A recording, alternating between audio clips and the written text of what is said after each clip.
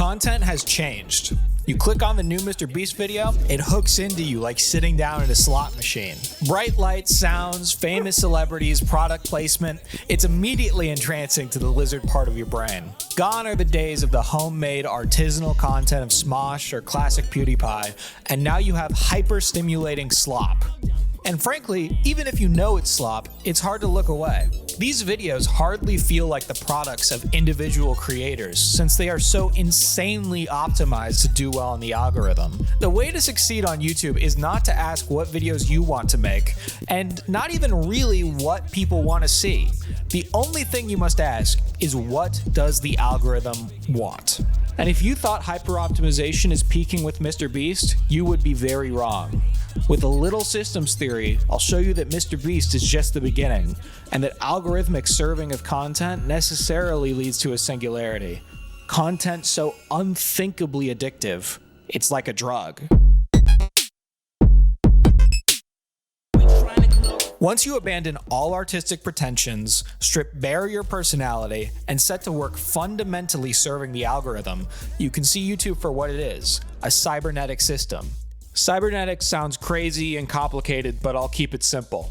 All a system needs to be cybernetic is to have a feedback loop.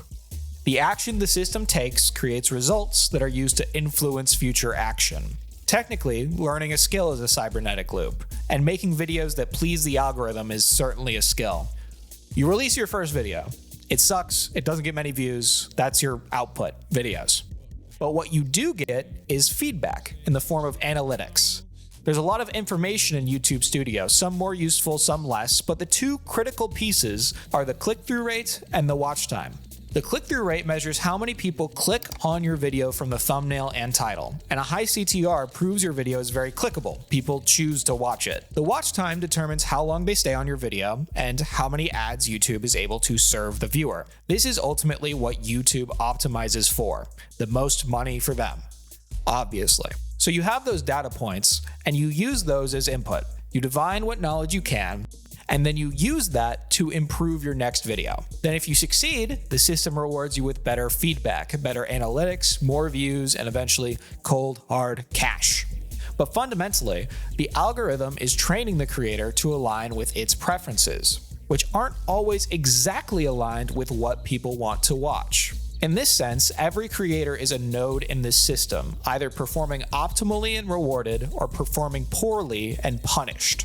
Now, this seems like this serves the audience. You get content that is more clickable, which YouTube interprets as more people being interested. You get content that gets more watch time, which YouTube interprets as it being a good video since people don't close out. But all these videos tend to converge into common styles, tropes, and themes, let alone whatever Google is deboosting. This is the beastification phenomenon, which has been extensively documented by commentary channels. This isn't a bug or someone happening upon a viral style or trend that will die off. This is evolutionary pressure on video content. The videos most suited to survive in a zero-sum market of attention thrive and replicate through creators copying, and the styles that fail are pushed out by being ignored by the algorithm. The companies know this is a good system. Every media platform is pushing harder for algorithmic or AI curation.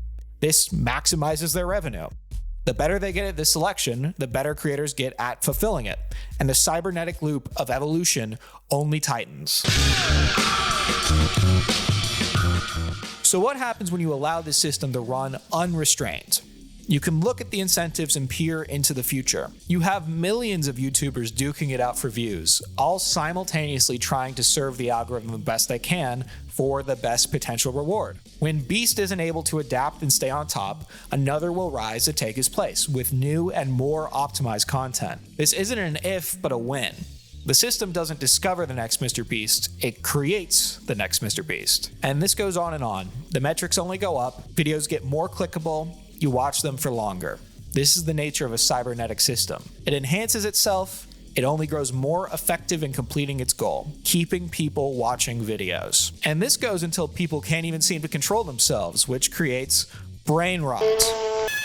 More and more people notice fatigue, brain fog, inability to focus, and all sorts of other negative side effects from hyper-stimulating media. I can't imagine there's a single person watching this video that hasn't vegged out for a day and felt groggy after emerging from a screen time binge. There's already studies coining terms like TikTok brain to describe short-form video addiction and a related decline in executive brain function. And this won't get better as content becomes more potent, more addictive.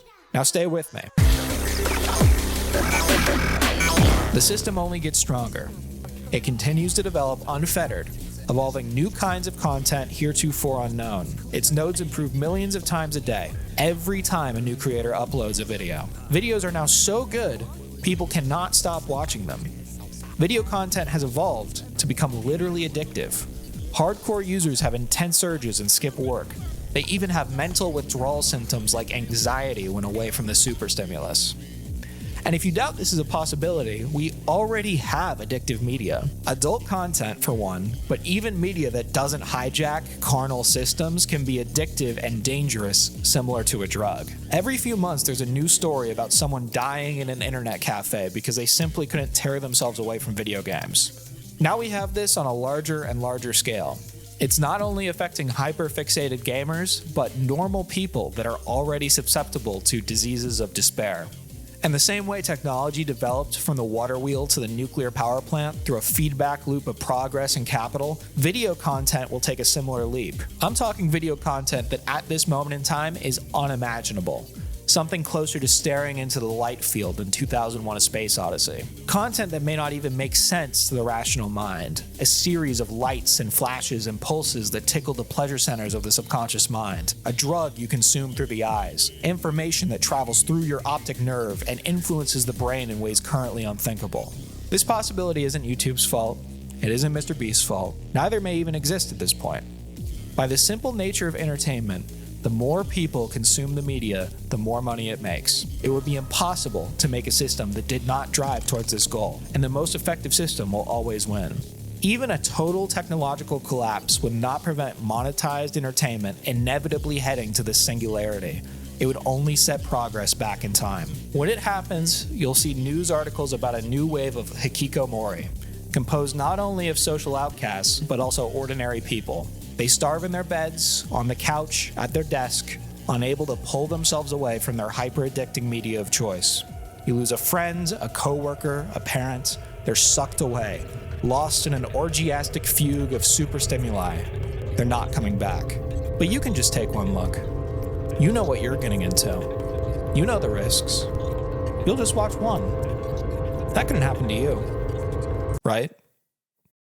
But hey, that's just a theory. A cybernetic theory. And for the course of this video, instead of the algorithm watching you, you've been watching it.